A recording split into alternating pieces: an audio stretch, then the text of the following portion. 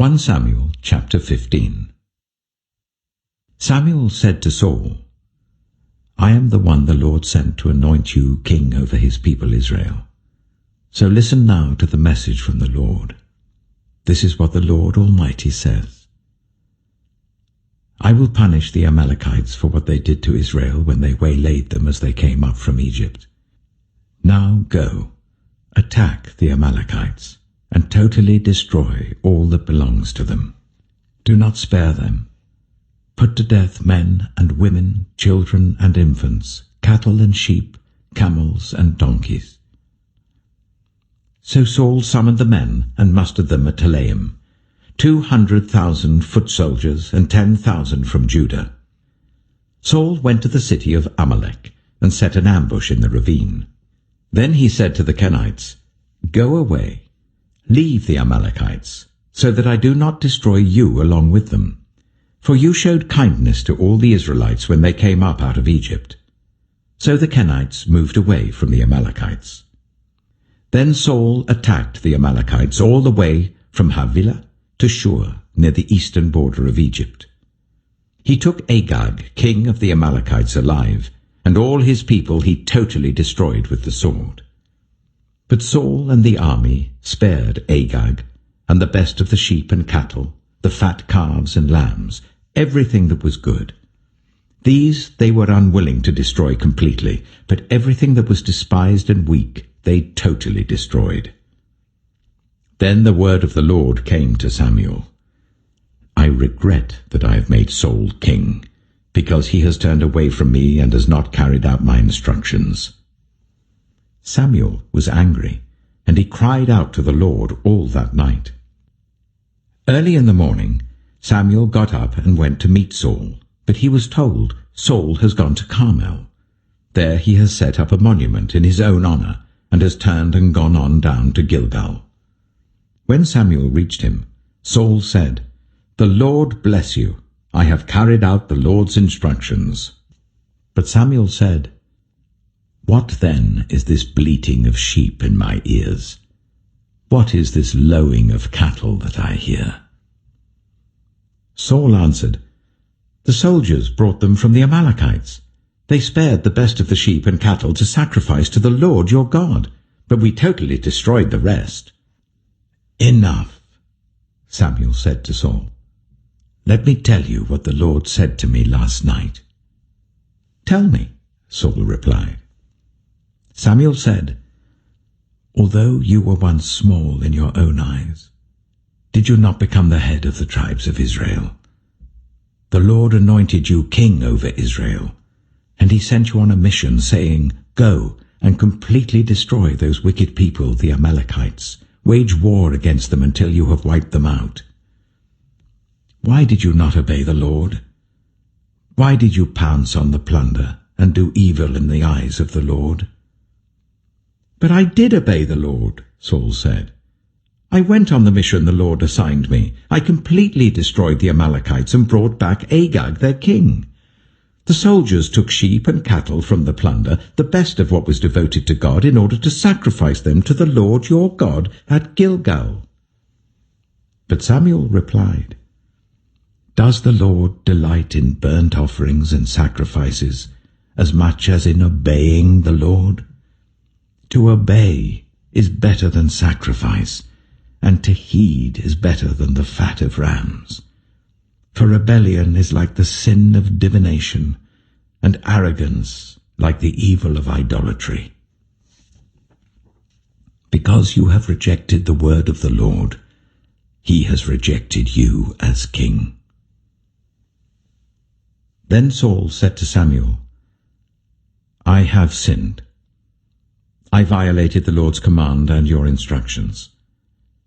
I was afraid of the men, and so I gave in to them. Now I beg you, forgive my sin and come back with me, so that I may worship the Lord. But Samuel said to him, I will not go back with you. You have rejected the word of the Lord, and the Lord has rejected you as king over Israel. As Samuel turned to leave, Saul caught hold of the hem of his robe, and it tore. Samuel said to him, "The Lord has torn the kingdom of Israel from you today, and has given it to one of your neighbors, to one better than you. He who is the glory of Israel does not lie or change his mind, for he is not a human being that he should change his mind." Saul replied, "I have sinned, but please honor me before the elders of my people and before Israel. Come back with me so that I may worship the Lord your God." So Samuel went back with Saul, and Saul worshipped the Lord. Then Samuel said, "Bring me Agag, king of the Amalekites." Agag came to him in chains, and he thought, "Surely the bitterness of death is past."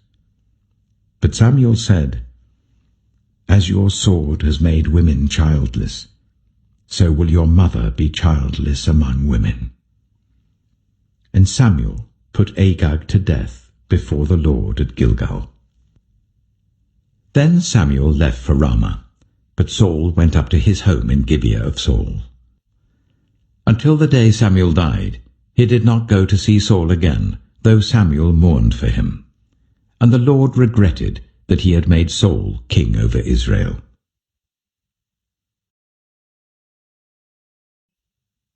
1 Samuel chapter 16. The Lord said to Samuel, "How long will you mourn for Saul, since I have rejected him as king over Israel? Fill your horn with oil and be on your way. I am sending you to Jesse of Bethlehem. I have chosen one of his sons to be king." But Samuel said, "How can I go? If Saul hears about it, he will kill me." The Lord said, "Take a heifer with you and say, 'I have come to sacrifice to the Lord.' Invite Jesse to the sacrifice, and I will show you what to do. You are to anoint for me the one I indicate." Samuel did what the Lord said. When he arrived at Bethlehem, the elders of the town trembled when they met him. They asked, "Do you come in peace?" Samuel replied, "Yes, in peace. I have come to sacrifice to the Lord. Consecrate yourselves and come to the sacrifice with me."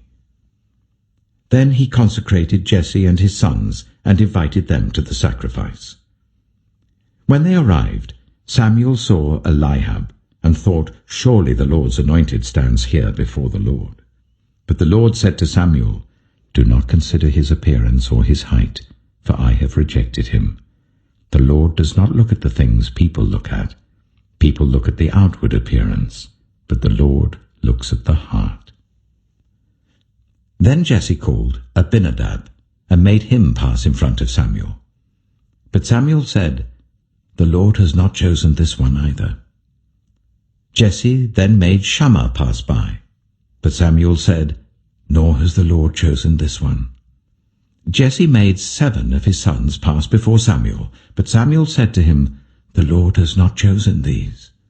So he asked Jesse, "Are these all the sons you have?" "There is still the youngest," Jesse answered. "He's tending the sheep." Samuel said, "Send for him. We will not sit down until he arrives." So he sent for him and had him brought in. He was glowing with health and had a fine appearance and handsome features. Then the Lord said, "Rise and anoint him. This is the one." So Samuel took the horn of oil and anointed him in the presence of his brothers. And from that day on, the Spirit of the Lord came powerfully upon David. Samuel then went to Ramah. Now the Spirit of the Lord had departed from Saul, and an evil spirit from the Lord tormented him. Saul's attendants said to him, "See, an evil spirit from God is tormenting you. Let our Lord command his servants here to search for someone who can play the lyre. He will play when the evil spirit from God comes on you, and you will feel better."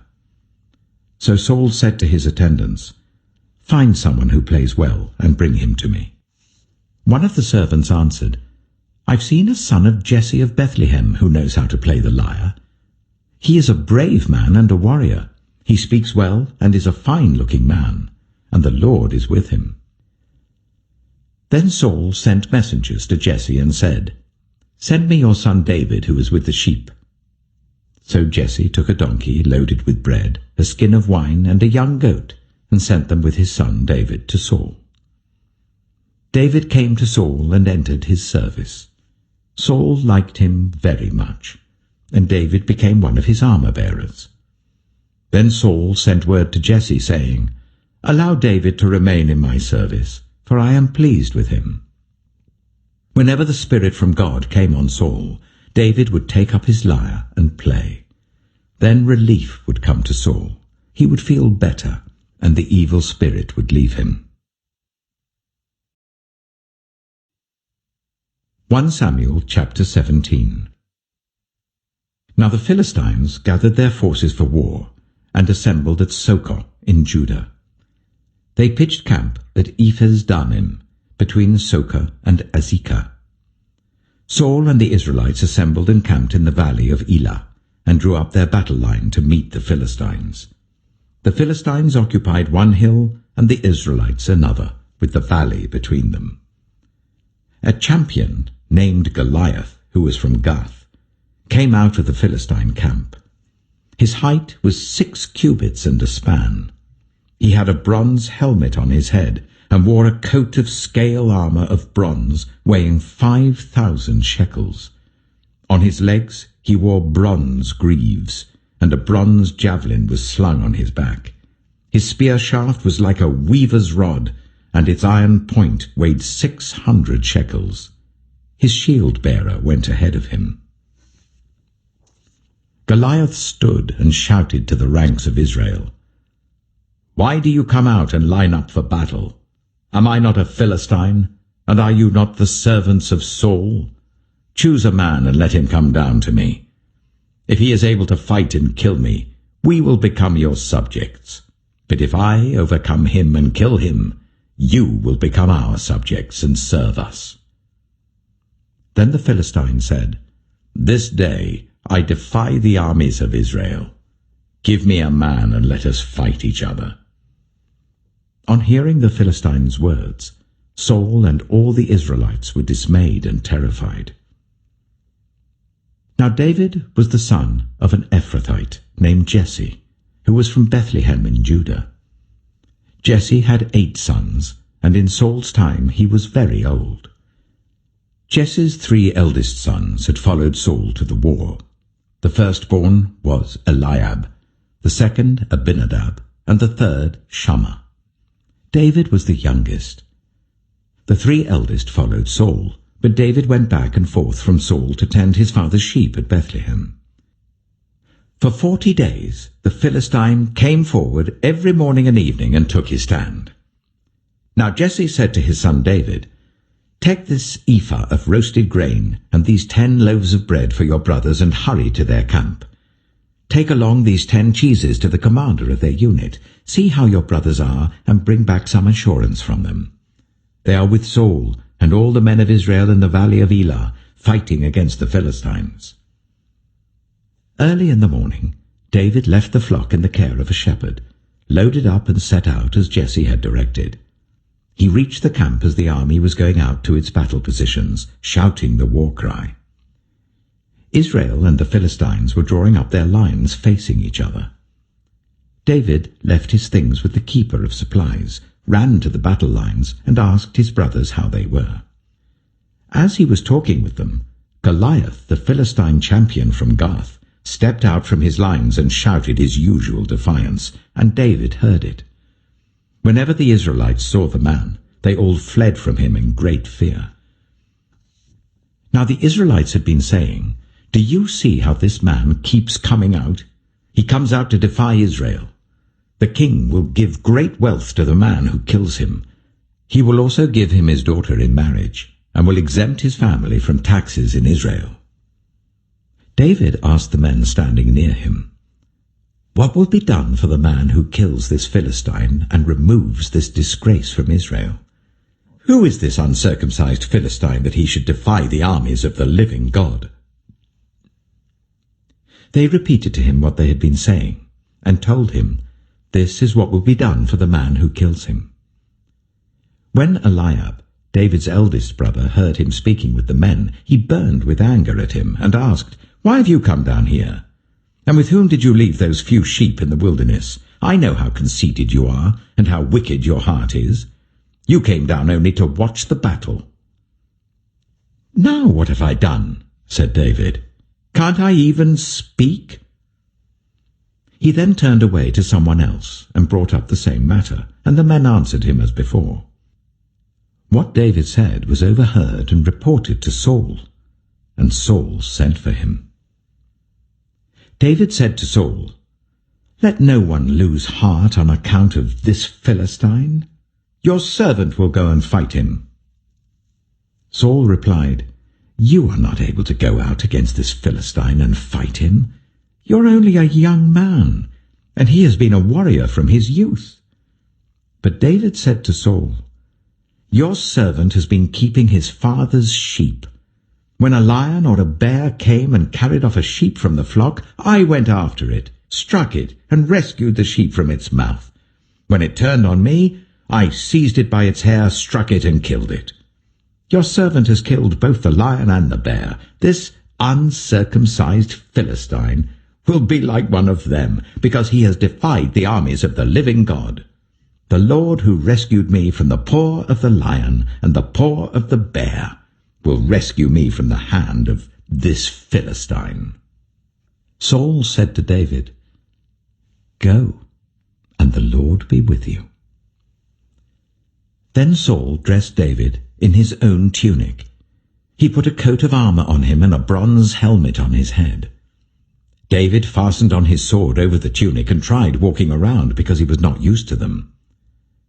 "I cannot go in these," he said to Saul, "because I'm not used to them." So he took them off.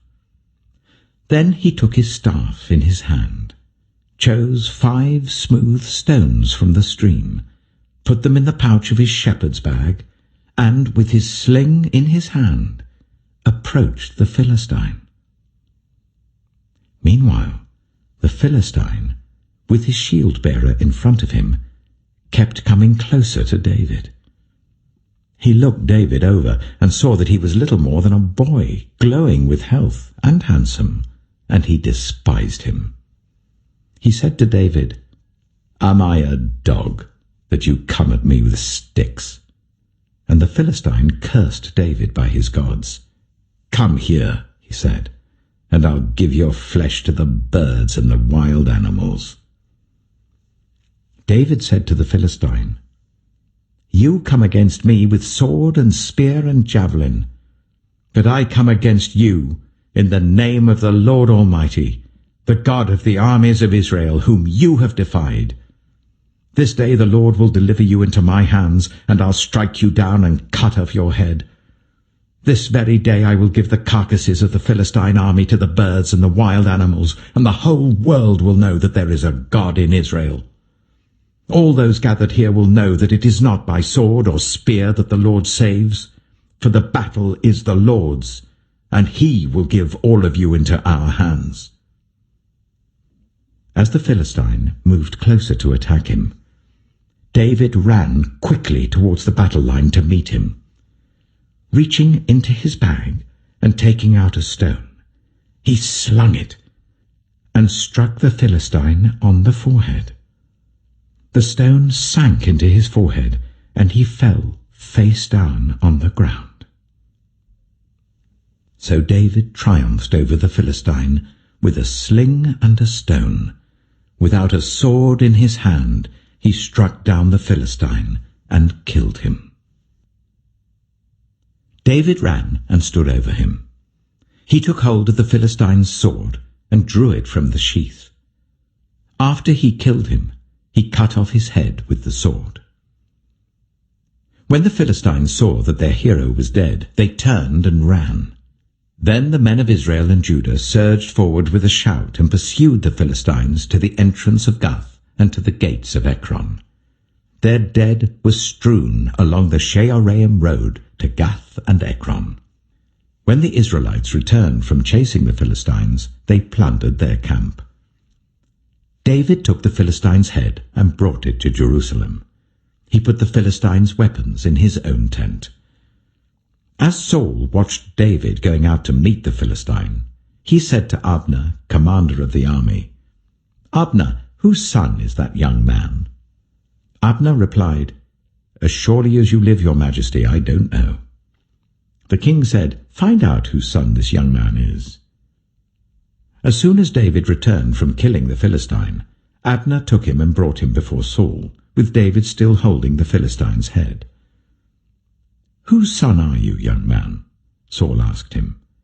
David said, "I am the son of your servant Jesse of Bethlehem."